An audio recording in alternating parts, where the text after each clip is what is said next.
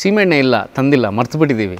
ಯಶು ಬೆಂಗಳೂರಿಗೆ ಬಂದು ಹೊಸದು, ಅವ್ನಿಗೆ ಎಲ್ಲಿ ಏನು ಸಿಗುತ್ತೆ ಏನೂ ಗೊತ್ತಿಲ್ಲ. ಓಡೋದು ಸರ್, ಒಂದು ಬಾಟ್ಲ್ ಹಿಡ್ಕೊಂಡು ಹೋಗಿ ನಾಟಕ ಎಂಟ್ರಿ, ಆ ಸೀನ್ ಎಂಟ್ರಿ ಕಾಲು ಗಂಟೆಗೆ ಮುಂಚೆ ಸೀಮೆಣ್ಣೆ ತೊಗೊಂಬಂದ. ಮಾರ್ಕೆಟ್ ಒಳಗೆಲ್ಲ ಹೋಗಿ ಸೀಮೆಣ್ಣೆ ಹುಡ್ಕೊಂಡ್ಬಂದು ತೊಗೊಂಬಂದ. ಸೊ ಬೇಸಿಕಲಿ ಆ್ಯಕ್ಟ್ರು ಒಳ್ಳೆ ಕಳ್ಳ ಆಗಿರಬೇಕು ಅಂತ ನನ್ನ ಅನಿಸಿಕೆ. ಟಿಕ್ಟಾಕಲ್ಲಂತೂ ಸಿಕ್ಕಾಪಡೆ ವೈರಲ್ ಆಗಿಬಿಟ್ಟಿತ್ತು ನನ್ನ ಒದ್ದು ಸರೋಜಾ ಮುದ್ದು ಸರೋಜಾ ಡೈಲಾಗ. ಸಿಕ್ಕಾಪಡೆ ಅಂದರೆ ಅದು ಏನು ಎಲ್ಲೋದ್ರೂ ಸರೋಜಾ ಸರೋಜಾ ಅಂತ ಕೂಗಕ್ಕೆ ಶುರು ಮಾಡಿಬಿಟ್ರು. ಫಸ್ಟ್ ಮಜಾ ಟಾಕೀಸ್ ಪವನ್ ಅಂತ ಕರೀತಾಯಿದ್ರು, ಆಮೇಲೆ ಬರ್ತಾ ಬರ್ತಾ ಸರೋಜಾ ಸರೋಜಾ ಅಂತ ಕೂಗಕ್ಕೆ ಶುರು ಮಾಡ್ಬಿಟ್ರು.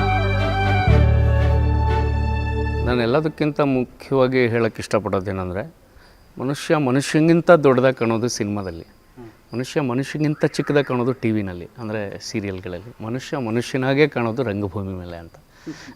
ಇದು ಬಹಳ ಹಿರಿಯರು ಬಿ ವಿ ಕಾರಂತರು ಅವರೆಲ್ಲ ಮಾತಾಡಿರೋ ಮಾತು. ಸೊ ರಂಗಭೂಮಿ ಕೊಡೋ ಅನುಭವ ಏನಿದೆಯಲ್ಲ, ಅದು ನಿಜವಾಗ್ಲೂ ಒಂದು ವಿಭಿನ್ನವಾದ ಅನುಭವ ಕೊಡುತ್ತೆ. ಫಾರ್ ಎಕ್ಸಾಂಪಲ್ ಡಿಸಿಪ್ಲಿನ್ನಿಂದ ಹಿಡಿದು ಟೈಮ್ ಸೆನ್ಸು, ಈ ರೀತಿ ನಾವು ನಮ್ಮ ಕೆಲಸಗಳನ್ನು ನಾವೇ ಮಾಡ್ಕೋಬೇಕು. ಈ ಥರದ್ದೊಂದು ಅನುಭವಗಳು ಕೊಟ್ಟಾಗ ನಾವು ನಟ ಒಬ್ಬ ಕಂಪ್ಲೀಟಾಗಿ ಯಾರೂ ಯಾವತ್ತೂ ಕಲಿಯೋಕ್ಕಾಗಲ್ಲ ಅಂತ ಅಣ್ಣವರೇ ಹೇಳಿರಬೇಕಾದ್ರೆ ನಾವಿನ್ನೂ ಏನೋ ಒಂದು ಚೂರು ಕಲಿತಾ ಇದ್ದೀವಿ. ಸೊ ರಂಗಭೂಮಿ ಆ ಕಲಿಯುವಿಕೆಯಲ್ಲಿ ಒಂದು ಒಳ್ಳೆ ಫೌಂಡೇಶನ್ ಅಂತ ಹೇಳ್ತೀನಿ. ಸೊ ಇನ್ ಬಿಗಿನಿಂಗ್ ಜರ್ನಿ ಅಂತ ಹೇಳೋಕ್ಕೆ ಹೋದರೆ, ಬೆನಕ ಮಕ್ಕಳ ನಾಟಕ ಕೇಂದ್ರ ಅಂತ ಒಂದು ಎಲ್ಲ ಸಮ್ಮರ್ ಕ್ಯಾಂಪ್ಸ್ ಥರ ಮಾಡ್ತಾಯಿದ್ರು ಅವಾಗ 91, 92ಲಿ.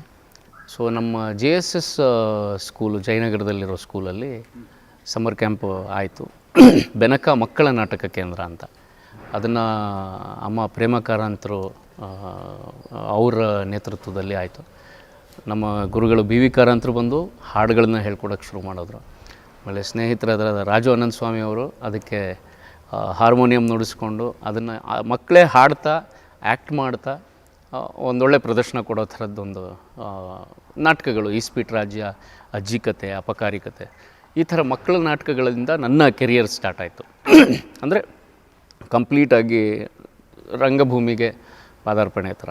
ಅದಕ್ಕೂ ಮುಂಚೆ 86ಅಲ್ಲಿ ನಾನು ವೆಂಕಿ, ಇವತ್ತು ಇಲ್ಲ ಅವರು, ಸೊ TN ನರಸಿಂಹನ್ ಅವ್ರದ್ದು ಒಂದು ಸಂಕಲನ ಅಂತ ಒಂದು ಧಾರಾವಾಹಿ ಬರ್ತಾಯಿತ್ತು ದೂರದರ್ಶನ್ಗೆಲ್ಲ. ಅವಾಗ ವಾರಕ್ಕೆ ಒಂದೇ ಸಂಚಿಕೆ ಇರ್ತಿತ್ತು. ಅವಾಗ ಫಸ್ಟ್ ಟೈಮ್ ನಾನು ಬಣ್ಣ ಹಚ್ಚಿದ್ದು ಸೀತಾರಾಮ್ ಸರು ಮತ್ತು ಲಕ್ಷ್ಮೀ ಚಂದ್ರಶೇಖರ್ ಅವ್ರ ಮಗನ ಪಾತ್ರದಲ್ಲಿ ಮಾಡಿದ್ದೆ.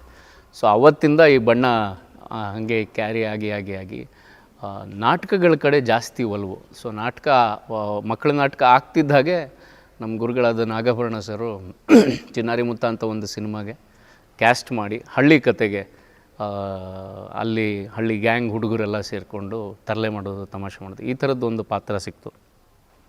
ಚಿನ್ನಾರಿ ಮುತ್ತ ಆಗ್ತಿದ್ದಂಗೆ ಅದೇ ವಿಜಯ ರಾಘವೇಂದ್ರ ಅವ್ರ ಜೊತೆ ಕೊಟ್ರೇಶಿ ಕನಸು ಸಿನಿಮಾ ಮಾಡಿದೆ.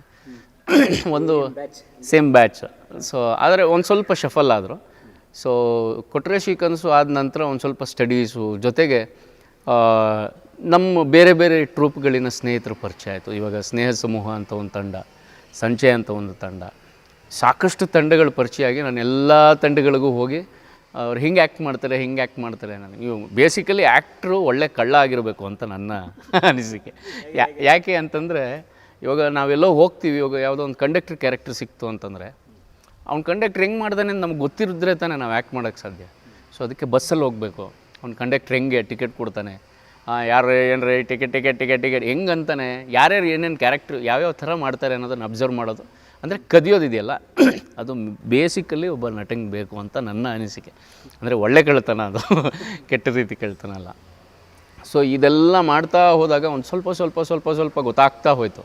ಸೊ ಬೆನಕ ಮಕ್ಕಳ ನಾಟಕ ಕೇಂದ್ರದಿಂದ ಸೀದಾ ಬೆನಕಾಗೆ ಜಂಪ್ ಆದೆ. ಅಂದರೆ ಬೆನಕ ಅಂತ ಅಲ್ಲೆಲ್ಲ ದೊಡ್ಡ ಕಲಾವಿದರು, ಅಲ್ಲಿ ಬಂದಂಥ ಎಷ್ಟೋ ಒಳ್ಳೆ ಕಲಾವಿದರು ಇದ್ದಾರೆ. ಕೋಕಿಲ ಮೋಹನ್ ಅವರಾಗಿರ್ಬೋದು, BJ ಅಮ್ಮ ಆಗಿರ್ಬೋದು, ನಾಗಭರಣ ಸರು, ಸುಂದರ್ರಾಜ್ ಸರು, ನಾಗಿಣಿ ಭರಣ ಅವರು, ಕಲ್ಪನಾ ನಾಗನಾಥ್, ಹೀಗೆ ಅದ್ಭುತವಾದ ನಟರುಗಳ ಜೊತೆ ಕೆಲಸ ಮಾಡೋದು. ನಾನು ಬೇಸಿಕಲಿ ಸೇರಿಕೊಂಡಿದ್ದೆ ಬ್ಯಾಕ್ ಸ್ಟೇಜ್ ಕೆಲಸ ಮಾಡೋಣ ಅಂತ. ನಾವು ಇವಾಗ ಏನೋ ಒಂದು ಕಲಿಬೇಕು ಅಂತಂದಾಗ, ಇವಾಗ ಏನೋ ಫಾರ್ ಎಕ್ಸಾಂಪಲ್ ಎಡಿಟಿಂಗ್ ಕಲಿಬೇಕು ಅಂತಂದಾಗ ಫಸ್ಟ್ ಕಲಿಬೇಕಾಗಿರೋದು ನಾವು ಕೇಬಲ್ ಕನೆಕ್ಷನ್ ಅಂತೆ. ಅಷ್ಟು ಬೇಸಿಕ್ಕಿಂತ ಕಲ್ತ್ರೇ ನಮ್ಗೆ ಏನಾರು ಒಂದು ಎಲ್ಲಿ ಸಮಸ್ಯೆ ಆಗಿರುತ್ತೆ ಅಂತ ಕಂಡುಹಿಡಿಯೋಕ್ಕೆ ಸಾಧ್ಯ. ಸೊ ಹಾಗಾಗಿ ರಂಗಭೂಮಿಯಲ್ಲಿ ಇವತ್ತು ನಾವು ಬೇಸಿಕಲ್ಲಿ ಕಲಿಬೇಕಾಗಿರೋದು ಬ್ಯಾಕ್ ಸ್ಟೇಜ್. ನಾವು ಸೆಟ್ ಹೆಂಗೆ ಹಾಕಬೇಕು, ಸೆಟ್ ಹೆಂಗೆ ಹೊರಬೇಕು, ಯಾವುದನ್ನು ಎಲ್ಲಿ ಪ್ಲೇಸ್ ಮಾಡಬೇಕು, ಯಾವ ಮಳೆನ ಹೇಗೆ ಹೊಡಿಬೇಕು ಅನ್ನೋದನ್ನು ಫಸ್ಟ್ ಕಲ್ತ್ಕೊಂಡ್ರೆ ಸ್ವಲ್ಪ ಒಂದು ಸ್ವಲ್ಪ ವಿದ್ಯೆ ಬರುತ್ತೆ. ಆಮೇಲೆ ಅವ್ರು ಬೇರೆಯವ್ರು ಆ್ಯಕ್ಟ್ ಮಾಡ್ತಾ ಇರೋವಾಗ ನೋಡಿ ಅವ್ರು ಹಿಂಗೆ ಮಾಡ್ತಾಯಿದ್ದಾರೆ, ನಾನಾಗಿದ್ದಾರೆ ಹೆಂಗೆ ಮಾಡಬೇಕು, ಹೆಂಗೆ ಮಾಡ್ತಿದ್ದೆ ಅನ್ನೋದು ಒಂದು ಕಿಚ್ಚು ಶುರು ಆಗಬೇಕು ಒಬ್ಬ ನಾಟಕದಲ್ಲಿ. ಸೊ ಇದೆಲ್ಲ ಬೇಸಿಕಲಿ ಬ್ಯಾಕ್ ಸ್ಟೇಜ್ ವರ್ಕಲ್ಲಿ ನನಗೆ ತುಂಬ ಆಸಕ್ತಿ ಇತ್ತು. ಸೊ ಬ್ಯಾಕ್ ಸ್ಟೇಜು ಹೋಗಿ ಕಾಫಿ ತರೋದು, ತಿಂಡಿ ತರೋದು, ಮಿಕ್ಸ್ಚರು, ಆಮೇಲೆ ಮಳೆ ತೊಗೊಂಬ, ಅವ್ರು ಹೆಂಗೆ ಹೊಡಿತಾರೆ ಅಂತ ನೋಡ್ತಾಯಿದ್ದೆ. ಯಾಕಂದರೆ ನಮ್ಮ ಬೆನಕಲ್ಲಿ ಸಾಕಷ್ಟು ಜನ ಸೀನಿಯರ್ಸ್ ಇದ್ದಾರೆ. ನಂಜಪ್ಪಣ್ಣ ಅಂತ ಒಬ್ಬರಿದ್ದಾರೆ, ಈಗಲೂ ಅವರು BTS ಡ್ರೈವರ್ ಆಗಿದ್ದರು. ಅವರು ಡ್ಯೂಟಿ ಮುಗಿಸ್ಕೊಂಡು ಬಂದು ಇಲ್ಲಿ ನಾಟಕಗಳನ್ನ ಕಾಸ್ಟ್ಯೂಮ್ ಮಾಡೋರು.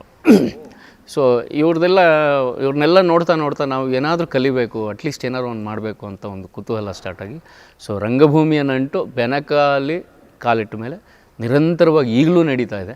ಸೊ ಈಗಲೂ ಥಿಯೇಟ್ರ್ ಮಾಡ್ತೀರಿ? ಈಗಲೂ ಖಂಡಿತ ಫ್ರೀ ಇದ್ದರೆ ಖಂಡಿತ ಹೋಗಿ ನಾಟಕ ಮಾಡ್ತೀನಿ. ನಮ್ಮ ಬೆನಕಲ್ಲಿ ಗೋಕುಲ ನಿರ್ಗಮನ ಆಗಿರ್ಬೋದು, ಹಯವದನ, ಸತ್ತವರ ನೆರಳು, ಆಮೇಲೆ ಜೋಕುಮಾರ ಸ್ವಾಮಿ, ಕತ್ತಲೆ ಬೆಳಕು, ಈ ಥರ. ಬಟ್ ಸಣ್ಣ ಕ್ಯಾರೆಕ್ಟರ್ ಮಾಡ್ತಾಯಿದ್ದೆ. ಸತ್ತವರ ನೆರಳಲ್ಲೆಲ್ಲ ಈ ಚಿಕ್ಕ ಕ್ಯಾರೆಕ್ಟರ್ಗಳು ಬಂದು ಹೋಗ್ತಾ ಇರ್ತಾರೆ, ಗುಂಪಲ್ಲಿ ನಿಂತ್ಕೊಂಡು ಆ್ಯಕ್ಟ್ ಮಾಡ್ತಾಯಿದ್ವಿ. ಬಟ್ ಅವರೆಲ್ಲ ಮಾಡೋದು ನೋಡಿ ಬಟ್ ಒಬ್ಬ ಆ್ಯಕ್ಟ್ರಿಗೆ ಆಪರ್ಚುನಿಟಿ ಸಿಕ್ಕಿದಾಗ ಅದನ್ನು ಬಳಸ್ಕೊಳ್ಳೋದಿದೆಯಲ್ಲ ಒಳ್ಳೆ ರೀತಿಯಲ್ಲಿ, ಅದು ನಿಜವಾಗ್ಲೂ ಚೆನ್ನಾಗಿ ತಿಳ್ಕೊಂಡಿರಬೇಕು ಅಂತ. ನಾವು ಒಂದು ನಾಟಕ ಮಾಡಬೇಕಾದ್ರೆ ನಾಗಭರಣ ಸರು, ಜೋಕುಮಾರ ಸ್ವಾಮಿ ನಾಟಕ ಮಾಡಬೇಕಾದ್ರೆ ಪವನ ನೀನು ಗುರಿಯನ್ ಕ್ಯಾರೆಕ್ಟ್ರು ಮಾಡು ಅಂದರು. ಭರಣ ಸರ್ ಮಾಡ್ತಾ ಇದ್ದಂಥ ಕ್ಯಾರೆಕ್ಟ್ರು ಸಡನ್ನಾಗಿ ನೀನು ಮಾಡು ಅಂತಂದಾಗ ಅದೆಲ್ಲೋ ಒಂದು ಸಲ ಡವ ಅನ್ನೋಕ್ಕೆ ಶುರು ಆಯಿತು. ಬಟ್ ಸಿಕ್ಕಾಪಟ್ಟೆ ದೊಡ್ಡ ಪಾತ್ರ. ಸೊ ಹಂಗೆ ರಿಹರ್ಸಲ್ಗೆ ಹೋಗ್ತಾ ಇದ್ದೆ, ಅವರು ಸಿಕ್ಕಾಪಟ್ಟೆ ಗೈಡ್ ಮಾಡಿದ್ರು ನಾಗಭರಣ ಸರ್, ಹಂಗಲ್ಲ ಹಿಂಗೆ ಅಂತ. ಸೊ ಫೈನಲಿ ಒಂದು ಶೋ ರವೀಂದ್ರ ಕಲಾಕ್ಷೇತ್ರದಲ್ಲಿ ಫಿಕ್ಸ್ ಆದಾಗ ಫುಲ್ ಕ್ರೌಡ್, ಮಧ್ಯ ಒಂಚೂರು ಪ್ಯಾಸೇಜಲ್ಲಿ ಜಾಗ ಬಿಟ್ಟರೆ ಇನ್ನೆಲ್ಲೂ ಜಾಗ ಇಲ್ಲ. ನನಗೆ ಆ ಜನನ ನೋಡಿ ಇನ್ನೂ ಒಂದು ಸ್ವಲ್ಪ ಗಾಬರಿ ಜಾಸ್ತಿ ಆಗೋಯ್ತು, ಫುಲ್ ಮೀಟ್ರ್ ಆಫ್. ಆಮೇಲೆ ಹೇಳಿದೆ ಭರಣ ಸರ್ಗೆ, ಸರ್ ಅಂತ ನಾವು ಪ್ರತಿ ಶೋನಲ್ಲೂ ಅಷ್ಟೇ ಒಂದು ನಿಂತ್ಕೊಂಡು ನಾವು ಪ್ರೇಯರ್ ಮಾಡೋದ್ರಿಂದ ಹಿಡಿದು ಬೆನಕಲ್ ಆ ಡಿಸಿಪ್ಲಿನ್ ಈಗಲೂ ಇದೆ. ಸೊ ಪ್ರೇಯರ್ ಮಾಡಿ ನಂತರ ಭರಣ ಸರ್ಗೆ ಕಾಲಿಗೆ ಬಿದ್ದು ಕೇಳಿದೆ, ಸರ್ ನಾನು ಖಂಡಿತ ಪ್ರಯತ್ನ ಪಡ್ತೀನಿ, ಆದರೆ ತಪ್ಪಾದರೆ ದಯವಿಟ್ಟು ಕ್ಷಮಿಸಿ ಸರ್ ಅಂದೆ. ಅವ್ರು ಒಂದೇ ಮಾತು ಬೆಂತಟ್ಟು ಹೇಳಿದ್ರು, ನೀನು ಖಂಡಿತ ತಪ್ಪು ಮಾಡಲ್ಲ, ಚೆನ್ನಾಗಿ ಮಾಡ್ತೀಯ, ನನಗಿಂತ ಚೆನ್ನಾಗಿ ಮಾಡ್ತಿದ್ಯಾ ಮಾಡು ಅಂತಂದ್ರು. ಆ ಒಂದು ಮೋಟಿವೇಶನ್ ಕೊಡೋದಿದೆಯಲ್ಲ ಒಬ್ಬ ಆ್ಯಕ್ಟ್ರಿಗೆ, ಸೊ ಗುರುವಾಗಿ ಆ ಒಂದು ಮೋಟಿವೇಶನ್ ಯಾರಾಗಲಿ ಒಬ್ಬ ನೀನು ಚೆನ್ನಾಗಿ ಮಾಡ್ತಿದ್ಯಾ ಅಂತ ಹೇಳೋದಿದೆಯಲ್ಲ, ಅದು ನಿಜವಾಗ್ಲೂ ಒಂದು ಬೇರೆ ಥರ ಒಂದು ಎನರ್ಜಿ ಸಿಗುತ್ತೆ. ಸೊ ಎಂಟ್ರಿ ಆಯಿತು, ಎಲ್ಲ ನಾಟಕ ಎಲ್ಲ ಮುಗಿದ ಮೇಲೆ ನಂಬ್ತಿರೋ ಬಿಡ್ತಿರೋ ಸ್ಟ್ಯಾಂಡಿಂಗ್ ಓವಿಯೇಷನ್ ಸಿಕ್ತು. ಅಂದರೆ ಇಡೀ ಕಲಾಕ್ಷೇತ್ರದಲ್ಲಿ ನಿಂತ್ಕೊಂಡು ಚಪ್ಪಾಳೆ ಹೊಡೆದಾಗ ವರ್ಣ ಸರ್ ಎಲ್ಲ ಆದಮೇಲೆ ಹೇಳಿದ್ರು, ಈ ಶೋ ನಿಂದೆ ಕಣೋ ಅಂತ. ಸೊ ಆ ಖುಷಿ. ಬಟ್ ನನಗೆ ಇನ್ನೂ ಏನೋ ಮಾಡಬೇಕು ಅನ್ನೋ ಒಂದು ತವಕ. ಸೊ ಇವಾಗಲೂ ಅಷ್ಟೇ, ಪ್ರತಿ ಶೋನಲ್ಲೂ ಏನೋ ಒಂದು ಸಣ್ಣದಾಗಿ ಇಂಪ್ರೂವೈಸ್ ಮಾಡ್ತಾಯಿರ್ತೀನಿ. ಬಟ್ ತುಂಬ ಬೇಜಾರಾಗಿದ್ದು ಅಂದರೆ, ನಾವು ಅಪಕಾರಿಕತೆ ಅಂತ ಒಂದು ನಾಟಕ, ಮಕ್ಕಳ ನಾಟಕ ಮಾಡ್ತಾ ಇರಬೇಕಾದ್ರೆ ಇವತ್ತು ಶೋ ನಮ್ಮ ತಂದೆಗೆ ಹಾರ್ಟ್ ಆಪ್ರೇಷನ್, ಅಂದರೆ ಪೇಸ್ ಮೇಕರ್ ಅನ್ನೋ ಒಂದು ಯೂನಿಟ್ ಫಿಕ್ಸ್ ಮಾಡಿದರು. ಆಪ್ರೇಷನ್ ಸಕ್ಸಸ್ ಆಗಲಿಲ್ಲ. ಸೊ ಅವಾಗೆಲ್ಲ ಫೋನ್ ಇಲ್ಲ, ಏನಿಲ್ಲ, ಬರೀ ಪೇಜರ್ ಮೂಲಕ ಮೆಸೇಜ್ ಬಂದಿದೆ, ನಮ್ಮ ತಾತ ತೀರೋಗಿದ್ದಾರೆ ಅಂತ. ಬಟ್ ಸೊ ನನಗೆ ಪ್ರೇಮಕಾರಂತರು ಹೇಳಿದ್ರು, ಇಲ್ಲ ಕಣೋ ನಿಮ್ಮ ತಾತ ತೀರ್ಕೊಂಡಿದ್ದಾರೆ, ಏನು ಮಾಡ್ತೀಯ ಅಂದರು. ಇಲ್ಲ ಮೇಡಮ್, ನನಗೇನು ಗೊತ್ತಾಗ್ತಾಯಿಲ್ಲ. ಸರಿ ನೀನು ನೋಡು, ಡಬಲ್ ಕ್ಯಾಸ್ಟಿಂಗ್ ಮಾಡಿರೋರು ಆವಾಗಲೇ, ಇಬ್ಬರಿಬ್ರಿಗೂ ರೀಡಿಂಗ್ ಮಾಡಿರೋರು. ಇಲ್ಲ ಮಾಡ್ತೀನಮ್ಮ ಅಂತಂದೆ. ಹೋಗಿ ಬಾತ್ರೂಮಲ್ಲಿ ಕೂತ್ಕೊಂಡು ಹತ್ಬಿಟ್ಟೆ. ಈ ಶೋ ನಿಮಗೆ ತಾತ ಅಂದ್ಕೊಂಡು ಶೋ ಮಾಡಿದೆ. ಆ ಶೋ ನಿಜವಾಗ್ಲೂ ನನ್ನ ಲೈಫಲ್ಲಿ ಇವತ್ತು ಒಂಥರ ರೋಮಾಂಚನ ಆಗುತ್ತೆ. ಸೊ ಈ ಥರದ್ದೆಲ್ಲ ನಾವು ಬೇಸಿಕ್ ಏನು ಅಂದರೆ, ಕಾರಂತರು ಹೇಳ್ತಾ ಇದ್ದಿದ್ದು ಇಷ್ಟೇ, ಮನುಷ್ಯ ಬದುಕಿದ್ರೆ ಮಾತ್ರ ಸತ್ತರೆ ಮಾತ್ರ ಎಕ್ಸ್ಕ್ಯೂಸು, ಬದುಕಿದ್ರೆ ಎಕ್ಸ್ಕ್ಯೂಸೇ ಇಲ್ಲ ಅಂತ. ಸೊ ಆ ಕಮಿಟ್ಮೆಂಟ್ ಇದೆಯಲ್ಲ, ಆ ಕಮಿಟ್ಮೆಂಟ್ ನೀನು 100% ಥಿಯೇಟ್ರಿಗೆ ಕೊಡಲೇಬೇಕು. ಥಿಯೇಟ್ರಿಗೆ ಕೊಟ್ಟಾಗ ಥಿಯೇಟ್ರ್ ನಿನ್ನೆಲ್ಲೋ ಒಂದು ಕಡೆ ದಾರಿಗೆ ಕರ್ಕೊಂಡು ಹೋಗುತ್ತೆ. ಸೊ ಇದಿಷ್ಟು ರಂಗಭೂಮಿಗೆ ಒಂದು ಕೊನೆಯೇ ಇಲ್ಲ, ಕಲಿಕೆಗೆ ಕೊನೆಯೇ ಇಲ್ಲ. ಸಾಯೋ ತನಕ ಮನುಷ್ಯ ರಂಗಭೂಮಿಲಿ ಎಷ್ಟು ಕೆಲಸ ಮಾಡ್ತಾನೋ ಅಷ್ಟು ಕೆಲಸ ಕಲಿತಾ ಇರ್ತಾನೆ ಅನ್ನೋದು ನನಗೆ ನಾಗಭರಣ ಸರು, ಎಲ್ಲರೂ ನನ್ನ ಬೆನಕದ ಎಲ್ಲ ಟೀಮ್ಮೇಟ್ಸ್, ಮೈಕೋ ಮಂಜು, ಪೂರ್ಣ ಆಗಿರಲಿ, ಇನ್ಕ್ಲೂಡಿಂಗ್ ಇವಾಗ ನಮ್ಮ ಯಶ್ ಕೂಡ ಇವತ್ತು ದೊಡ್ಡ ಸ್ಟಾರ್. ನನಗೆ ತುಂಬ ಖುಷಿ ಇದೆ ಅವನು ಅಷ್ಟು ದೊಡ್ಡ ಮಟ್ಟಿಗೆ ಬೆಳೆದಿರೋದು. ಸೊ ನೀವು ಹೋಗೋ ಬರೋ ಫ್ರೆಂಡ್ಸ್? ಹೌದು, ಹೋಗೋ ಬರೋ ಫ್ರೆಂಡ್ಸು. ಬಟ್ ಅವನ ಡೆಡಿಕೇಶನ್ ನನಗೆ ತುಂಬ ಇಷ್ಟವಾದಂಥದ್ದು. ಯಶು ಮತ್ತು ಪರ್ಮಿ ಅಂತ ಇಬ್ಬರಿದ್ದರು. ಸೊ 3 ಫ್ಲೋರ್ ಇತ್ತು ನಮ್ಮದು ಬೆನಕ ಜೆ ಸಿ ರೋಡಲ್ಲಿ. ನಮಗೆಲ್ಲ 10:30 ಬರೋಕ್ಕೆ ಹೇಳಿ ಇವರು ಕಳ್ಳರು ಏನು ಮಾಡೋರು, 9:30 ಹೋಗಿ ಬೀಗ ತೆಗೆದು ಸೆಟ್ಟೆಲ್ಲ ಇಳಿಸ್ಬಿಟ್ಟಿರೋರು. ಯಶು ಪರ್ಮಿ ಎಲ್ಲ. ಸೊ ಬಂದು ಅಷ್ಟು ದೇ ಆರ್ ರಿಯಲಿ ಒಂಥರ ಹೆಂಗೆ ಅಂತಂದರೆ, ಯಶು ಬಂದು ಹೊಸದ್ರಲ್ಲಿ ರವೀಂದ್ರ ಕಲಾಕ್ಷೇತ್ರದಲ್ಲಿ ಇನ್ನೊಂದು ಯಾವುದೋ ನಾಟಕಕ್ಕೆ, ಜೋಕುಮಾರ್ ಸ್ವಾಮಿ ನಾಟಕಕ್ಕೆ ಸೀಮೆಣ್ಣೆ ಇಲ್ಲ, ತಂದಿಲ್ಲ, ಮರ್ತು ಬಿಟ್ಟಿದ್ದೀವಿ. ಯಶು ಬೆಂಗಳೂರಿಗೆ ಬಂದು ಹೊಸದು, ಅವ್ನು ಎಲ್ಲಿ ಏನು ಸಿಗುತ್ತೆ ಏನೂ ಗೊತ್ತಿಲ್ಲ. ಓಡೋದ ಸರ್, ಒಂದು ಬಾಟ್ಲ್ ಹಿಡ್ಕೊಂಡು ಹೋಗಿ ನಾಟಕ ಎಂಟ್ರಿ, ಆ ಸೀನ್ ಎಂಟ್ರಿ ಕಾಲು ಗಂಟೆಗೆ ಮುಂಚೆ ಸೀಮೆಣ್ಣೆ ತೊಗೊಂಬಂದ. ಮಾರ್ಕೆಟ್ ಒಳಗೆಲ್ಲ ಹೋಗಿ ಸೀಮೆಣ್ಣೆ ಹುಡ್ಕೊಂಡ್ಬಂದು ತೊಗೊಂಬಂದ. ಸೊ ಆ ಡೆಡಿಕೇಶನ್ನು, ಆಮೇಲೆ ಬ್ಯಾಕ್ ಸ್ಟೇಜ್ ವರ್ಕು ಮತ್ತು ತಾನೇನೋ ಕಲಿಬೇಕು ಅನ್ನೋ ಒಂದು ಆಸೆ ಇದೆಯಲ್ಲ, ಇವತ್ತು ಅವನ್ನ ಇಷ್ಟರ ಮಟ್ಟಿಗೆ ಬೆಳೆಸಿದೆ. ಸೊ ರಂಗಭೂಮಿ ನಿಜವಾಗ್ಲೂ ಒಂದು ಅದ್ಭುತವಾದ ಎಕ್ಸ್ಪೀರಿಯನ್ಸ್ ಕೊಡುತ್ತೆ. ಪ್ರತಿಯೊಬ್ಬ ಇವಾಗ ಯಾರು ನಟ ಆಗಬೇಕು ಅಂತ ಬರ್ತಾರೋ ಅವರೆಲ್ಲರೂ ರಂಗಭೂಮಿಯ ಎಕ್ಸ್ಪೀರಿಯನ್ಸ್ ಪಡ್ಕೊಂಡ್ರೆ ತುಂಬ ಒಳ್ಳೆಯದು ಅಂತ ನನ್ನ ಅನಿಸಿಕೆ. ಬಾಲನಟನಾಗಿ ಬಿಟ್ಟು ಫಸ್ಟು ನನಗೆ ಬಾಲನಟನಾಗಿ ಬಿಟ್ಟ ನಂತರ ಒಂದು ಅದ್ಭುತವಾದ ಬ್ರೇಕ್ ಕೊಟ್ಟಿದ್ದ ಸಿನಿಮಾ ಅಂತಂದರೆ ಕಂಠಿ ಅಂತ ಒಂದು ಸಿನಿಮಾ. ಅದು ಮರಾಠಿ ಬಾರ್ಡ್ರು ಮತ್ತು ಬೆಳಗಾವಲ್ಲಿ ನಡೆದಿದ್ದಂಥ ಕತೆ, ಅಂದರೆ ಶೂಟ್ ಮಾಡಿದ್ದ ಕತೆ. ನಿಜವಾಗ್ಲೂ ಒಂದು ಒಳ್ಳೆಯ ಅನುಭವ. ಭರತ್ ಅಂತ ಡೈರೆಕ್ಟ್ರು, ನನ್ನ one of my favourite director. ಆ ಸಿನಿಮಾ ನಿಜವಾಗ್ಲೂ ಕನ್ನಡ ಇಂಡಸ್ಟ್ರಿಗೆ ಒಬ್ಬ ಒಳ್ಳೆ ಕಾಮಿಡಿಯನ್ ಸಿಕ್ಕಿದ ಅನ್ನೋ ಒಂದು ಬಿರುದು ಬಂತು. ಬಟ್ ಅದಾದ ನಂತರ ಯಶವಂತ್, ಅದು ಯಶವಂತ್, ಅದು ದಯಾಳ್ ಸರದ ಸಿನಿಮಾ. ಬಟ್ ಕಂಠೀಲಿ ನಿಜವಾಗ್ಲೂ ಒಂದು ಅದ್ಭುತವಾದ ಒಂದು ಹೆಸರು ಸಿಕ್ತು. ಅದರೊಳಗೆ ಒಂದೇ ಶಾರ್ಟಲ್ಲಿ ಒಂದು ಫುಲ್ ಬಿಯರ್ ಕುಡಿದು ಒಂದಿಷ್ಟು ಉದ್ದದ ಡೈಲಾಗ್ ಇದೆ. ಸೊ ನಾನು ಡೈರೆಕ್ಟ್ರಿಗೆ ಹೇಳಿದೆ, ಸರ್ ನಾನು ಕುಡಿದ್ಬಿಟ್ಟು ಆ್ಯಕ್ಟ್ ಮಾಡೋಷ್ಟು ದೊಡ್ಡವನಲ್ಲ, ಅಥವಾ ನಂಗೆ ಬರಲ್ಲ ಅದೆಲ್ಲ. ಸೊ ಏನಾದರೂ ಅಕಸ್ಮಾತ್ ಇನ್ನು ಸಾಧ್ಯ ಆದರೆ ನಾನು ಫಸ್ಟ್ ಆ್ಯಕ್ಟ್ ಮಾಡಿಬಿಡ್ತೀನಿ ಸರ್, ಆಮೇಲೆ ಬೇಕಾದ್ರೆ ಕುಡಿಯೋ ಶಾರ್ಟ್ ಮಾಡೋಣ ಅಂತ. ಅದು ಕಷ್ಟ ಆಗುತ್ತೆ ಕಣೋ ಅಂತಂದ್ರೆ, ಇಲ್ಲ ಸರ್ ದೇವರನ್ನೇ ಟ್ರೈ ಮಾಡ್ತೀನಿ, ಒಂದು ಸಲ ನೋಡಿ, ಇಲ್ಲಾಂದರೆ ಮಾಡೋಣ ಸರ್. ಮಾಡಾದ ನಂತರ ಡಬ್ಬಿಂಗಲ್ಲಿ ಹೇಳಿದ್ರು, ಕರೆಕ್ಟಾಗಿ ಮ್ಯಾಚ್ ಆಗಿದೆ ಕಣೋ, ಯಾಕೋ ಅಂತಂದ್ರೆ, ಇಲ್ಲ ಸರ್ ನಂಗೆ ಅದೇನೋ ಕೆಲಸ ಮಾಡುವಾಗ ಅಥವಾ ರಂಗಭೂಮಿಯಲ್ಲಿ ನಾಟಕ ಮಾಡಬೇಕಾದ್ರೆ ಈ ಥರದ್ದೆಲ್ಲ ಒಂಥರ ಹಿಂಸೆ ಅನ್ಸುತ್ತೆ ಸರ್, ಹಾಗಾಗಿ ಸಾರಿ ಅಂತ ಕೇಳಿದೆ. ಬಟ್ ಕಂಠೀಲಿ ಸಿಕ್ಕ ಬ್ರೇಕು ತುಂಬ ದೊಡ್ಡ ಬ್ರೇಕು ಅಂತ ಸಖತ್ ಖುಷಿ. ಅದಾದ ನಂತರ ನೀವು ಹೇಳ್ದಂಗೆ ಯಶವಂತ್, ವಿನಾಯಕ್ ಜೋಶಿ, ನಾನು, ಶ್ರೀ ಮುರಳಿ ಅವರು, ರಾಘು ಜೊತೆನೂ ಮಾಡ್ತಾಯಿದ್ದೆ, ಮುರಳಿ ಜೊತೆನೂ ಆ್ಯಕ್ಟ್ ಮಾಡ್ತಾಯಿದ್ದೆ. ಬಟ್ ನಿಜವಾಗ್ಲೂ ಒಳ್ಳೆ ಟೀಮ್ ಅದು. ಯಶವಂತ್ ಆಯಿತು, ಆಮೇಲೆ ಮುರಳಿದು ಸೀರೀಸ್ ಫಿಲಮ್ ಮಾಡಿಬಿಟ್ಟೆ, ಸಿದ್ದು, ಶಂಭು, ಈ ಥರದ್ದೊಂದು 3-4 ಸಿನಿಮಾ ಒಟ್ಟಿಗೆ ಕೆಲಸ ಮಾಡಿದ್ವಿ. ಸೊ ಕಂಠೀಲಿ ಸಿಕ್ಕ ಬ್ರೇಕು, ಇನ್ನೂ ಬೇಕು ಇನ್ನೂ ಏನೋ ಮಾಡಬೇಕು ಅನ್ನೋ ಒಂದು ಕುತೂಹಲ ಆಯಿತು.